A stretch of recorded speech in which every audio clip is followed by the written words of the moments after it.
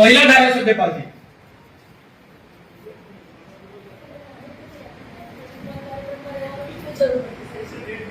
આપણે ભેજો ને ના સર, અહીંયા આવો અપમાન કરવા માટે ધારાસભ્યને રાખો છો? મહિલા ધારાસભ્ય શું થયો? મતલબ એવો છે કે આવું નહીં કરવાનું ભાઈ. રાખવાનું મને આવી રીતે ભારતીય જનતા પાર્ટીની શિસ્તબદ્ધતા છે આપણી.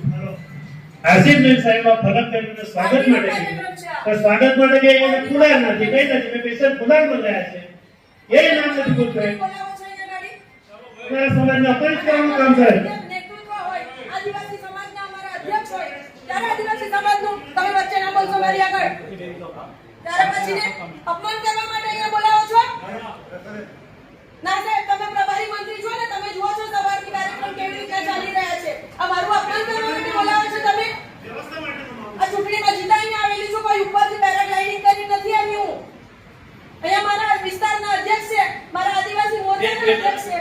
ના સાહેબ, આભાર આપનો. Thank you. આપે મારા માટે લડ્યા એના માટે ખૂબ ખૂબ આભાર. સર્વે જનતાનો પણ અને આપ સર્વે નેતૃત્વનો પણ. કોને કહીને માથે આ પેલો છે ને મહામંત્રી. કોણ છે?